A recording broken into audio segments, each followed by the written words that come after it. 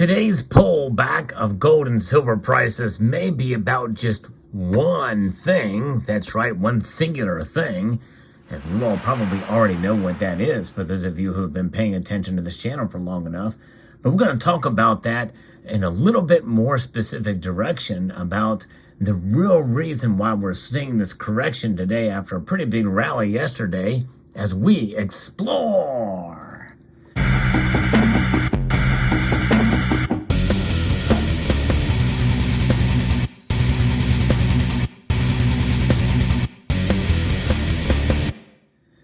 The markets, it is a volatile ride. It is a big roller coaster ride. From time to time, we like to talk about the markets and the movement of the prices of gold and silver day to day.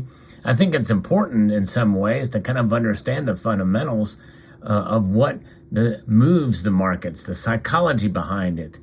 The fundamentals of market moves is very different than the fundamentals of the metals that you see before you on your screen here, gold and silver.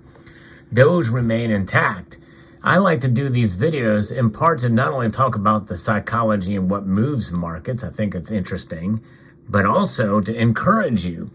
Because times like today can be very discouraging for those who are excited for yesterday's rally only to see them fall more so today. In fact, silver pretty much got hammered hard.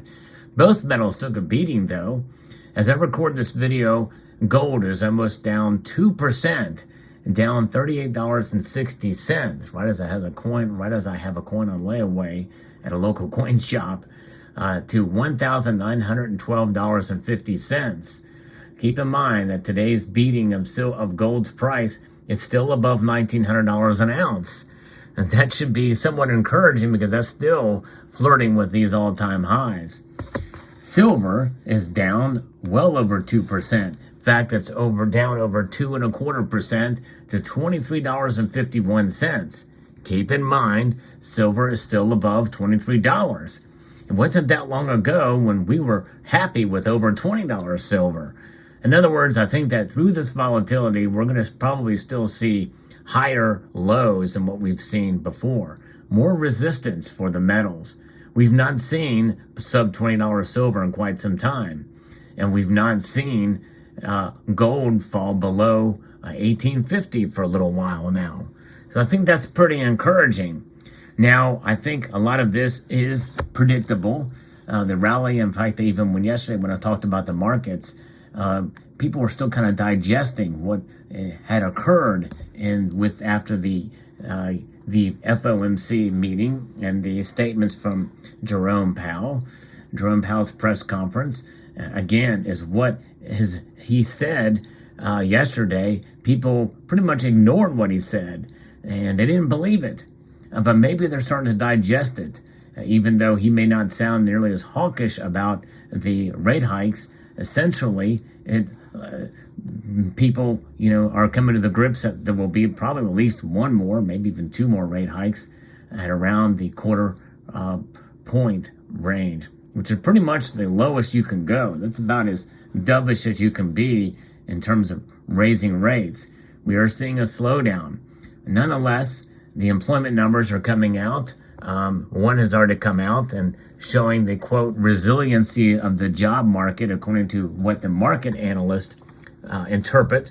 But we all know and suspect that probably there's more afoot to this, especially when we look at the U6 numbers, the official unemployment numbers, which will be released. They're not released yet, but there's other numbers that have been released that paint a picture of a rosy employment situation.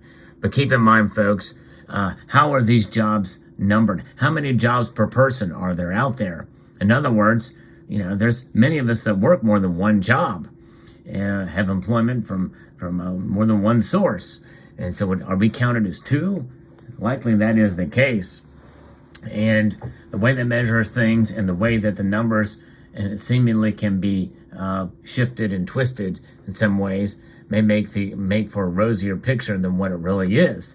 Now, notwithstanding, I like to believe the numbers for what they are. But so much in media and so much in our government has betrayed us in terms of the truth. Look at the FBI. Look at all these intelligence agencies. Things agencies in the government that we're supposed to trust. And many people don't trust them these days.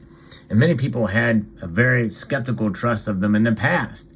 So the Bureau of Labor Statistics is supposed to be nonpartisan, and other agencies in the government that are supposed to be nonpartisan, a lot of people are questioning them more now than ever before. So what happened today? Gold and silver took a beating. They took a hard hit in terms of the spot price today after this rally that we saw yesterday. And that is attributed to the dollar index. No surprise there.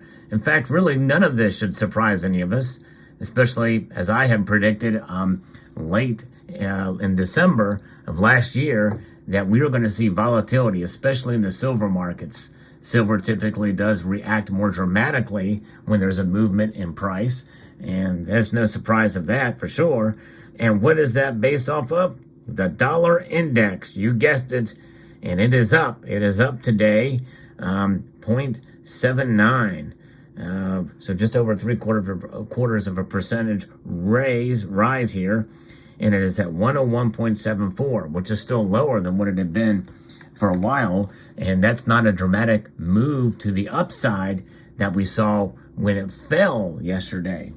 But essentially, this is all about profits. That's the one thing I think we want to focus on here. The markets and the futures markets, they are looking at profits. Profit taking from the shorter term futures traders is featured for both gold and silver, according to Kitco.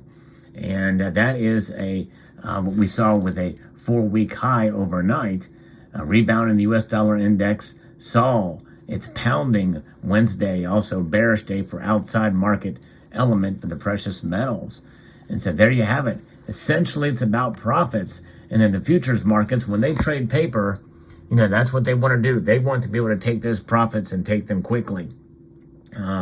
Whereas you and I, when we stack gold and silver, well, look, the examples that you see here before you are examples of a way to be able to accumulate gold and silver in the physical, and you're not going to profit even from a big move like we saw yesterday and today. Not happening, especially considering premiums on these products. They're still high, folks. Premiums have come down somewhat, but they're not anywhere near normal levels from what I remember, and in fact, from what most of us remember pre-pandemic. Very high premiums. And in a sense, that's good because it encourages you to hold on to your metal. I mean, it's a pain in the butt to take a physical piece like this or a tube of them and have to go in and cash them out. And the gas it takes to do that alone and the time and energy it does. Whereas in the paper markets, the exchange traded funds, the profit taking, well, you see a 50-cent spike and you got a number of ounces there in paper form. Again, understand, you'll be unwise to try to cash that out. In fact, it's almost impossible these days. It's been done, but it's quite a bit of a headache to be able to cash out and actually take delivery in those areas. That's not what they're for. It's about exposure. It's about exposure to the precious metals prices, to the precious metal prices, not the precious metals themselves. That's the difference. That's what a lot of people don't understand, and they like to dabble in that arena. I don't like to dabble in that arena. It's a way to hedge yourself in the stock market, but I like the physical. You hold it, you actually own it, but you pay that price. That price is the premium. So this is why profit taking is sort of something that should never be in the mind of a stacker. It's not about profits. That's the one thing, that's the one message I want to send to you today in this video. It's not about profits. Should never be about profits when you're stacking precious metals. Now, if you collect certain coins and you want to flip them, that's fine. And I'm not saying you can't profit from stacking gold and silver, but I think that's a misguided principle or it's a misguided motivation because it's very difficult to do, and but it has been done before, and but nonetheless, it's a very frustrating game. And if that's your goal, you might as well get into something else because it should not be about profits. It's about wealth preservation over the course of time, and not just a week, month, and maybe even years. depending on how you buy silver. I mean, heck, 10 years ago, if you would have bought all of your silver 10 years ago and you were to sell it all today, you'd lose big time. That's a losing proposition, folks. And that's not the best way. In fact, that is the wrong way to buy silver. In fact, there is a wrong way to buy silver. I used to not really think there's not any wrong way to buy silver. But if you want to lose big, well, buy it all at once at a high price. That's the way to lose big time on it. But nonetheless, that's a story for another day. But profits is what is moving the markets. And this just goes to show you that we, as stackers of this metal, have a different mindset. We don't think about what they think about in Wall Street. It's about preservation against the casino that is Wall Street, and how propped up the markets are there by quantitative easings 1, 2, and 3. That money is still floating around in the markets, folks. Make no mistake. A lot of that money is also overseas as well.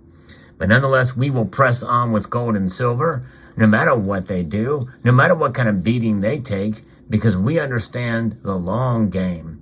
And even though we don't think of it as a game at all, we look at it as a journey of accumulation of gold and silver in order to preserve our wealth, protect ourselves financially with these metals.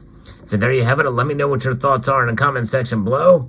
I would like to go ahead and, while I'm here, is extend a multitude of gratitude to all of you for taking the time to watch this video, and to encourage you to please rate, share, comment, and subscribe.